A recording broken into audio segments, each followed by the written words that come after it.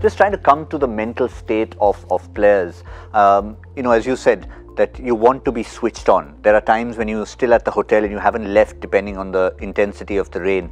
What typically would you as an individual do when you woke up and saw there was rain around, if you've either been to the ground or still at the hotel? Well, no one really enjoys these kind of situations, because when you are in that zone, you have a routine of preparation. The match is going to start at so and so time, and you have a lead up to that, right? So that whole routine gets disturbed, and at times, these kind of situations just kind of relax you too much, because if it's raining heavy and you know that there is no chance of match being played, then you suddenly can switch off. You think that, okay, today is one of those days, okay, take 1 point, go home, and at some stage, say in say a couple of hours or in an hour, the rain stops and umpire says, okay, the conditions are looking good and we are starting the play. Now suddenly, sometimes if you are too relaxed or too switched off, you are not in that regular routine of things. So suppose you like to go out there, do your warm-ups, then you bowl a certain number of deliveries. Now if umpire comes and says the game is going to start in half an hour, you don't have enough time. So your routine just kind of gets off a little bit, and that might have a cascading effect on how things go on that particular day. So that's something which, as a cricketer, you got to be wary of. Everyone has made that mistake. There is no exception to that. I feel that at times the rain or any kind of stop in play has interrupted. There are times if you talk to some batsmen, they'll say that, oh, I got out because I wasn't getting strike in the game. I had a good flow going, but the non-striker, whoever he was building that partnership with, has not given him enough strike, and he suddenly lost the flow.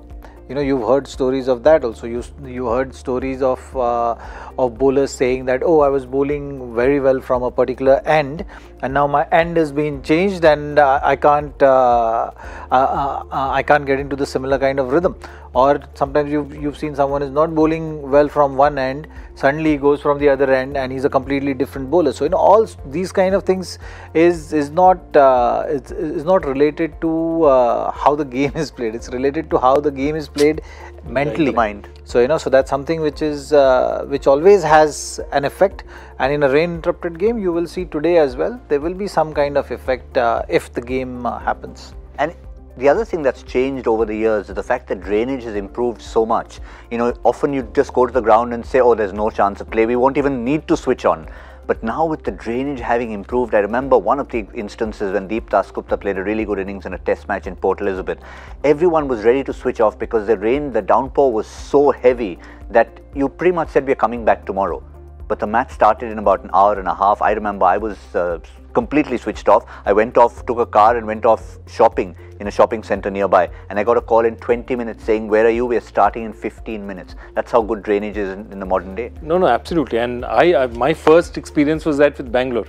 I thought Bangalore was the first Indian ground where drainage was absolutely fantastic. And now I think the other grounds have caught up. Calcutta used to be terrible. After a while, the whole thing would float. But now the current drainage in Calcutta, Eden Gardens has become much better.